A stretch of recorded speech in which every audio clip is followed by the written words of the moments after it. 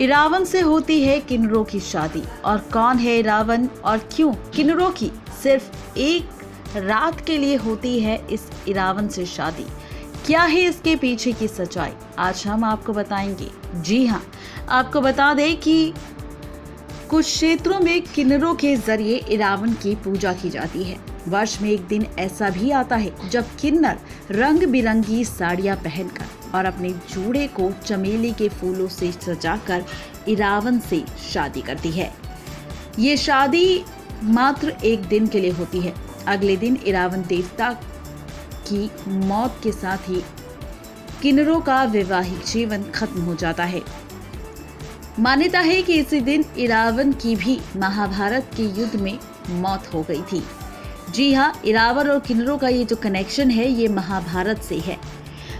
बता दें आपको कि इसकी याद में हजारों किन्नर तमिलनाडु के कुवागम गांव में इकट्ठा होते ही वहां पर अपनी जिंदगी के सबसे महत्वपूर्ण दिन वार्षिक शादी समारोह में शिरकत करते हैं।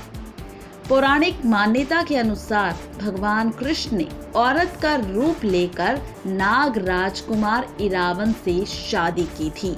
जी हाँ, इरावन एक नाग राजकुमार थे जिनके साथ कृष्ण भगवान ने औरत के रूप में शादी की थी। आपको बता दें कि विल्लुपुरम जिले के इस गांव में इरावन की पूजा कुंथाद्वार के रूप में होती है।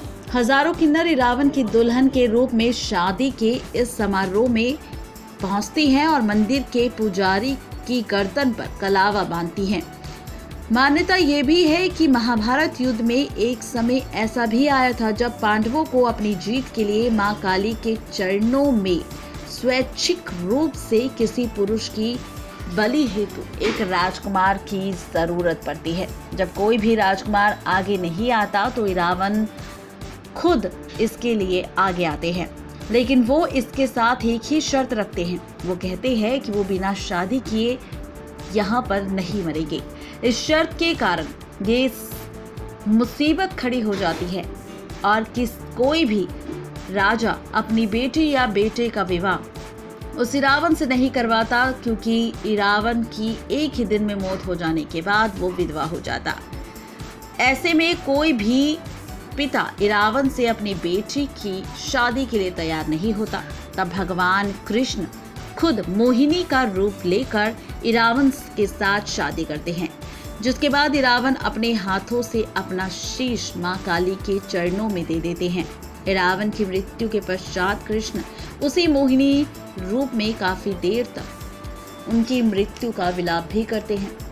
अब चूंकि कृष्ण पुरुष होते हुए स्त्री रूप में रावण से शादी रचाते हैं, इसलिए किन्नर जो कि स्त्री रूप में पुरुष माने जाते हैं वो भी रावण से एक रात की शादी रचाते हैं और उन्हें अपना आराध्य देव मानते हैं। लेकिन ये कथा कितनी सच है और कितनी नहीं, क्योंकि महाभारत में तो इरावन की मौत के राज कुछ और ही कहते हैं। तो ये है पूरी सच्चाई इरावन और किन्नरों की शादी की, कि आखिर इरावन और किन्नरों की शादी का ये रहस्य, ये कहानी कब शुरू हुई महाभारत से और कैसे आज भी इरावन और किन्नर की शादी एक रात के लिए होती है। नेक्स्ट 9 टीवी न्यूज़ से रजनी की रिपोर्ट।